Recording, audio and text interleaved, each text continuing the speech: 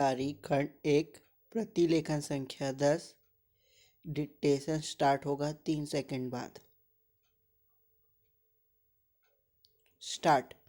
सभापति महोदय, आज हमारे देश में जो ऊपर से लेकर नीचे तक शिक्षा दी जा रही है उसमें व्यवस्था ही एक कारण है, जिसकी वजह से शिक्षा का स्तर गिरता जा रहा है।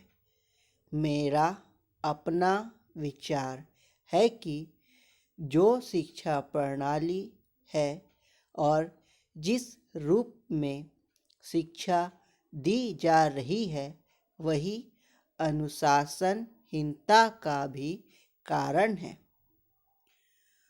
अपने देश और प्रदेश में हर एक की अपनी अपनी भाषा है और वह बालक जो इस देश में पैदा हुआ है, जो अपनी मातृभाषा की गोद में पला है, उसको यदि अपनी मातृभाषा में ही शिक्षा दी जाए तो मेरा विचार है कि शिक्षा का स्तर ठीक हो सकता है। जो सबसे बड़ी भूल और कमी सरकार के द्वारा दी जाने वाली शिक्षा के संबंध में हो रही है वह यह है कि बालक की मातृभाषा में शिक्षा ना देकर उसको उस भाषा में शिक्षा देने की व्यवस्था की गई है, जो हमारे देश या प्रदेश की भाषा कभी रही ही नहीं। मेरा अभिप्राय विदेशी भाषा अंग्रेजी से है। मैं यह मानकर चलता हूँ कि जब से यह भाषा इस देश में आई है, चाहे वह किसी कारण से आई हो, इसे आप भी और इस माननीय सदन के सदस्य भी जानते हैं कि उससे बुरे परिणाम ही निकले हैं। कोई भलाई नहीं हुई है। इस देश को जो हानि हुई है वह किसी से छिपी नहीं है।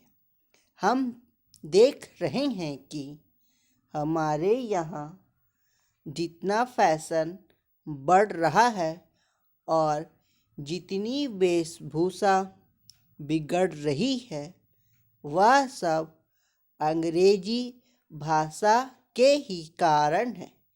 जिस समय यहाँ पर अंग्रेजों का राज्य था, प्रायः यह देखने को मिलता था कि वे लोग जो विशेष करके किसी न किसी तरह से सरकारी पक्ष के ही होते थे, अंग्रेजों से मिलने के लिए जाते समय अंग्रेजी वेशभूषा का ही प्रयोग करते थे।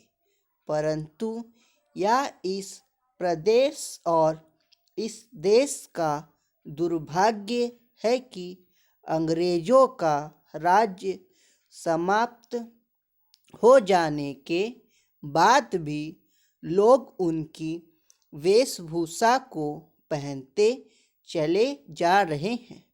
इससे जो प्रभाव हमारे देश के फैशन पर पड़ा उससे लाभ के बजाय हानि ही हुई है और हो भी रही है।